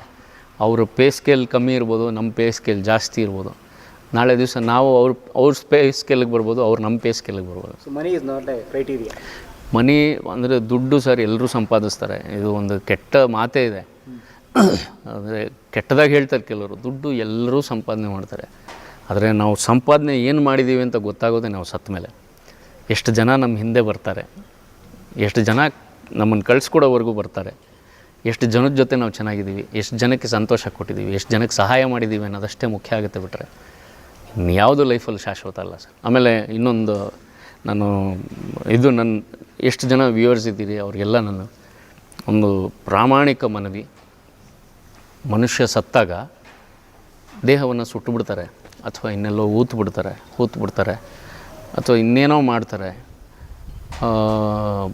ಅದ್ರ ಬದಲು ದಯವಿಟ್ಟು ಮನುಷ್ಯ ಸತ್ತ 1-1.5 ಗಂಟೆ ಒಳಗಡೆ ಆ ದೇಹದ ಕಣ್ಣುಗಳನ್ನು ಯಾರಿಗಾದರೂ ದಾನ ಮಾಡಿ, ಇನ್ನೊಬ್ಬರು ಆ ದೃಷ್ಟಿನ ಪಡ್ಕೊಂಡು ಇಡೀ ಜಗತ್ತನ್ನು ನೋಡ್ಬೋದು. ಇನ್ನು ಕೆಲವ್ರಿಗೆ ಇಷ್ಟ ಇದ್ದರೆ ಬಾಡಿನೇ ಡೊನೇಟ್ ಮಾಡಿ.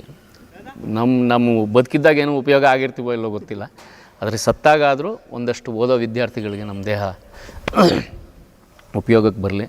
ದಯವಿಟ್ಟು ಹೇಳ್ತೀನಿ, ಕಣ್ಣುಗಳನ್ನು ಮಣ್ಣು ಮಾಡಬೇಡಿ, ಯಾರಿಗಾರ ದೃಷ್ಟಿ ಕೊಡಿ. ಈ ವಿಡಿಯೋ ನೋಡಿದ್ದಕ್ಕೆ ನಿಮಗೆ ತುಂಬ ಧನ್ಯವಾದಗಳು.